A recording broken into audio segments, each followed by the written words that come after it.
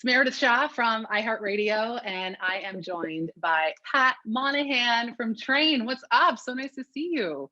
Great to see you too. Thanks for having me on your show. I have so much to talk to you about, and that is such a lovely thing because that must mean these past couple pandemic years for you have been really creative ones. Not at first. It took me a while. I fought against it. I was writing this kind of very pop record with some great writers in Los Angeles, and then the pandemic hit, and so we kind of locked it down, and I just had my band guys come, and then it was really like, okay, airlines are going to shut down. You got to go home. So then we had to figure out how to write virtually, and I was like, I'm just going to not do that. I'm going to just wait. Because I thought, they were 2 weeks out or 3 weeks or 2 months, and then it just became forever. And the positive part of the whole pandemic for me was that it switched gears on the kind of record I was making. So I went from this pop record to I need to go back in time a little bit.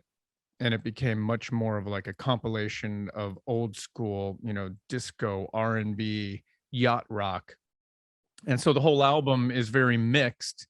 And so AM Gold is kind of the disco aspect of it, more like maybe I wouldn't want to compare myself to ABBA or the Bee Gees because they're so wonderful and amazing, but more of that vibe. But the other stuff is much more Motown and things like that you'll hear eventually. But so I'm really happy that the shift of the album happened. Yeah, and let's talk about AM Gold. The single is out. I love it. I like your disco reference there. It's the kind of immediately sort of on note one, riff one, you're like, this is going to be a fun ride. Yeah. So how do you want people to feel? I know the album is coming too. You're making us wait, but the album's coming May 20th. How do you want people to feel when they listen to this record? Well, when they listen to this song, especially, I want them to feel self-love, which is really something I need myself. So a lot of this is therapeutic because I'm telling myself, like, you're going to be okay. There are people on the dance floor waiting for you. You can't spend your time here with the people who don't. And while we were writing, I realized how many families I'm around that have children that are wondering what their identity is. And, they don't identify with he and she anymore. And so I wanted that to be a lyric in there too. So the first lyric is, if he don't love you no more, she don't love you no more, they don't love you, then you love yourself and turn around. I needed to include those people. That felt important to me. So hopefully everyone will feel included in this song that was especially designed for that. And I know the album will be the first one, new music in 5 years. So why did it strike you to do it now? Well, I've been working on it for 3 years. We put a greatest I know hits. Time doesn't really make sense anymore. So when it's 5 years, it's really 2 years. Yeah. It really which is 2 years. A normal album cycle. Yeah. Yeah, really is. Yeah. So, but I think that, like I said, the positive thing is that I shifted in the kind of album that we were making. When you listen to the entire album, I got some great advice from a Train fan that has been with me for 25 years. She lives in Boston, and she was like, we're all really happy for you that your life's great and your wife is awesome, but not everybody's living that. So can we get back to the other Train stuff? And so there's a lot of that in this album. There's a lot of not woe is me, but like there's a song on it called Betting on Me, which is kind of like, everybody's betting on you, I'm betting on me. And so there's a lot of that in this record too, that it didn't work out in the end. And but I like that part of what I can pull up rage at any moment or sadness. And you got the whole emotional orchestra. Yeah, I got it all. Wait, you want it? I got it. And we do. And I know you mentioned your family. Have the kids heard the album, or they're the toughest critics? What do they think? Yeah, they've heard it. My daughter's 13, and in the lyric video for AM Gold, she's the one dancing that looks like she's one of Charlie's angels. And I'm like, oh no. My first was like a good thing. And then I thought, wait a second, Daddy, how was that feeling? Yeah. Well, she's beautiful, and it's awesome that she's such a great dancer. And, but she dances to my music. Like, what a cool thing. And she loves TikTok so much that she's helping me. Like, here, Dad, here's your creepy face. This is what we don't want. You're going to use this face on this video. So they like it. They're fun. Amazing. Good. And something really iconic in a band's history. Happened for you last year, the 20th anniversary of Drops of Jupiter. When something Yeah. like that happens, it's a rarity. Does that make you take stock of your career? Does it make you hit reset? What does that kind of 20-year mark do for you? Well, I was telling some people yesterday that I play golf, and I play golf with guys that are on like professional hockey teams, and those kids are 22 years old.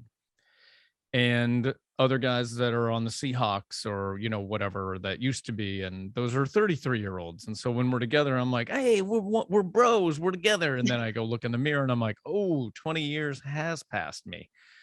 So I don't really think of Drops of Jupiter as being that old because I still love it. And I think that it brought Train to a place in the world that was like, oh, okay, these guys might know something about me that I want to find out more about. So that part seems new, or at least present.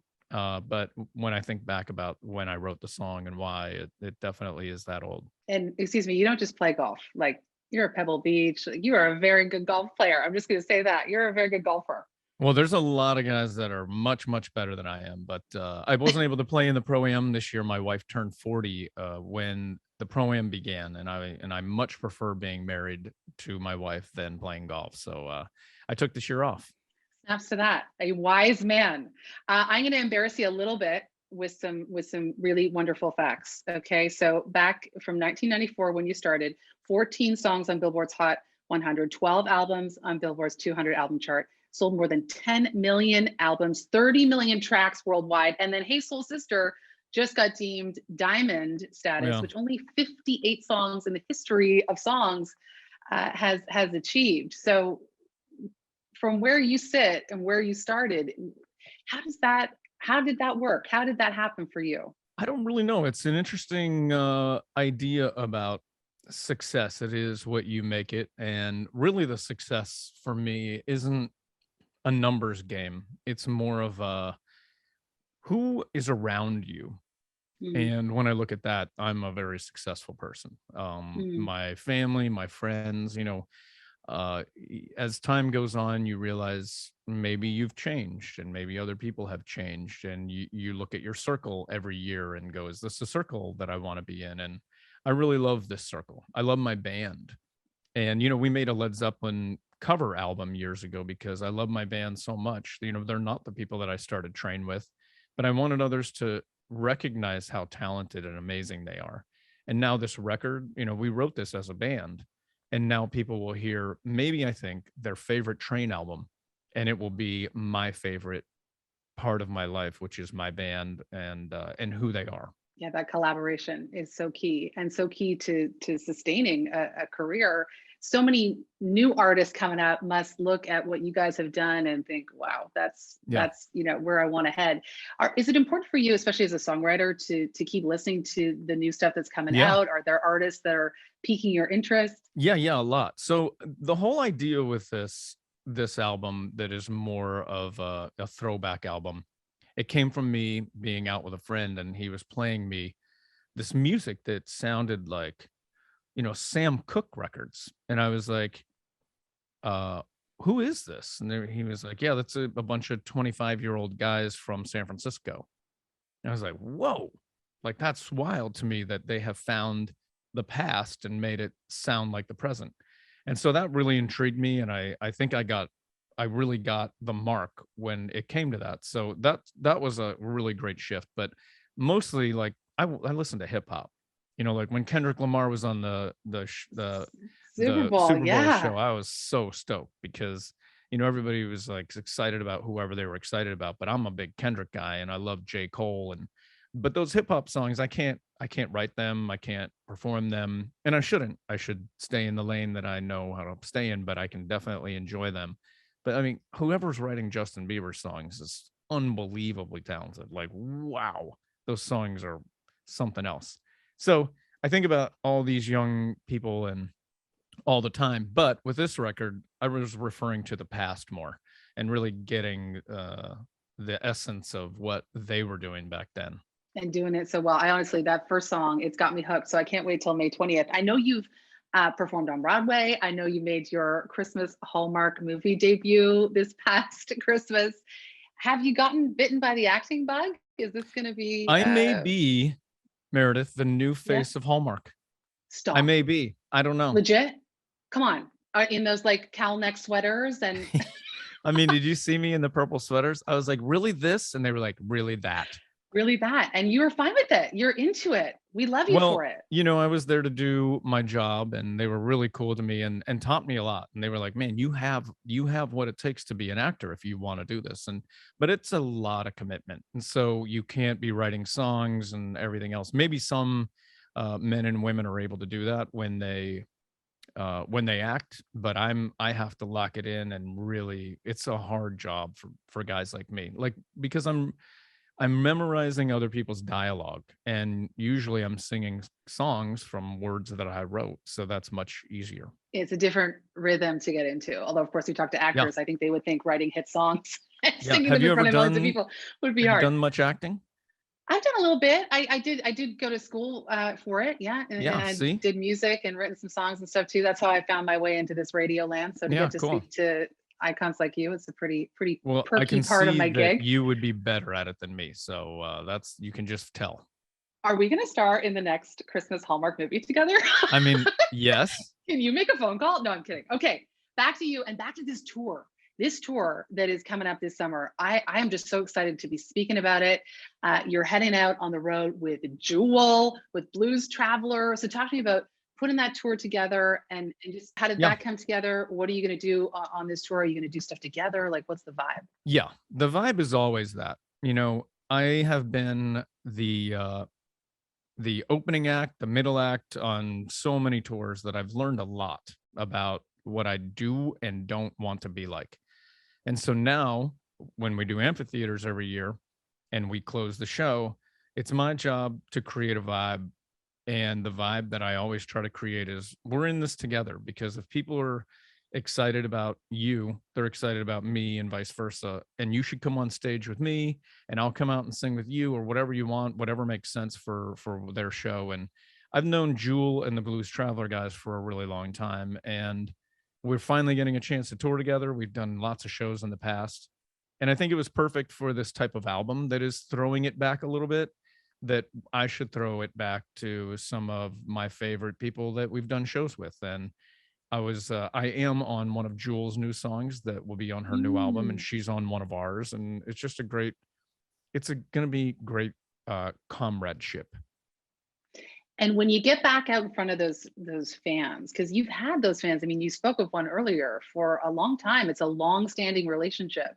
Do you think some of these songs are going to shock them? What do you think the feel of it will be? I think the feel, so the way we usually will create a set live is we'll put the new record out, the new album, and then we'll see what people are gravitating towards, because I don't want to sit in an audience and listen to somebody's whole new album unless it's really special. Like, you know, Billy Joel and Elton John have always disputed the making new records or not. Billy Joel's like, why would you make new records? You have all those hits. Like, just go play the hits. That's what people are there for. And Elton John's like, why wouldn't you make new music? That doesn't make sense to me. For me, I'm more of Elton John. Like, I don't have the plethora of hits that they have. So I think there's still room in a train set for new fun, a new environment. And so I'm going to wait and see what train fans gravitate towards, and then we'll perform those songs live, or as many as I think is comfortable for people that they can still enjoy their time. But I don't know if people will be shocked, but they would definitely be pleased. And we'll have a new show with horns, and it'll be different than we've ever done. It'll be fun. I love that. We are in for fun. And if AM Gold is any indication, that first single, that's what we're looking for in this album and then the tour and beyond. Pat Monahan, thank you so much for joining us here today on iHeartRadio. Thank you so much. What a pleasure. It's been my pleasure, honestly. And when we star in that Hallmark movie together, we can figure out what our next steps are. I mean, I think we need to practice our acceptance speeches. Okay, I'll email you mine. You can email me yours. We'll proof for each other.